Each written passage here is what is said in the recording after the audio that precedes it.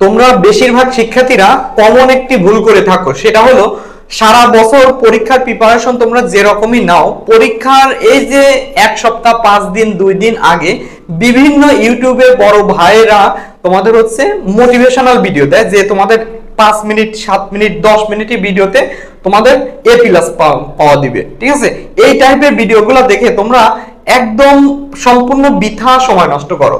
দেখো, তোমরা সারা বছর ধরে যে বিষয়গুলো পড়ছো, সারা বছর ধরে যে বিষয়টা পড়ছো, কমপ্লিট করছো, অনেকেই কমপ্লিট করতে পারো না, মানে যারা কমপ্লিট করতে পারছো সারা বছর ধরে একটা কোর্স কমপ্লিট করছো, সম্পূর্ণ বইটা কমপ্লিট করছো। ঠিক আছে, এখন তোমার 5 মিনিট বা 7 মিনিট 10 মিনিটের মধ্যে একটা তোমার ইউটিউবের এক ভাইয়ার তুমি ক্লাস দেখছো, 5 মিনিট বা 10 মিনিটের ক্লাসে তোমার সারা বছরের সম্পূর্ণ কোর্স কমপ্লিট করে দিচ্ছে, দেখা যাচ্ছে তুমি A+ পেয়ে গেছো।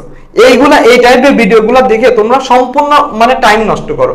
এরকম আমার অনেক স্টুডেন্টরা আসো, এরকম মানে আমার কাছে বলছো, যার কারণে আমি ভাবলাম যে যেহেতু ওরা বলছে, এজন্য তোমাদের সবার উদ্দেশ্যে আমার এই ভিডিওটি বানানো। ঠিক আছে, তো আমি সাজেস্ট করি তোমরা এই টাইপের ভিডিওগুলো দেখে সম্পূর্ণ টাইম নষ্ট না করে, তোমাদের কাজ কি, তোমাদের পরীক্ষার আগে এখন কাজ কি, তুমি অপরিচিতা গল্পটা পড়ো, অপরিচিতা গল্প পড়ো, তারপর হচ্ছে সোনার তরী পড়ো, তারপর তোমার রাইট ফর্ম অফ ভার্বের নিয়মগুলো পড়ো, বারবার তোমার প্র্যাকটিস করো। ঠিক আছে, তোমার যে সকল নিয়মগুলো আছে, গ্রামাটিক্যাল যত নিয়ম আছে, নিয়মগুলো তোমরা ফলো করো, নিয়মগুলো প্র্যাকটিস করো, তাহলে তোমাদের কিন্তু একটা ভালো রেজাল্ট করা সম্ভব হবে। বারবার তোমাদের প্র্যাকটিস করতে হবে। অথচ তোমরা 5 মিনিট 10 মিনিট 7 মিনিটের বিভিন্ন ভিডিওগুলো দেখে A+ পেজ আছে, এই টাইপের ভিডিওগুলো দেখে মানে সম্পূর্ণ বৃথা সময় নষ্ট তোমরা করছো।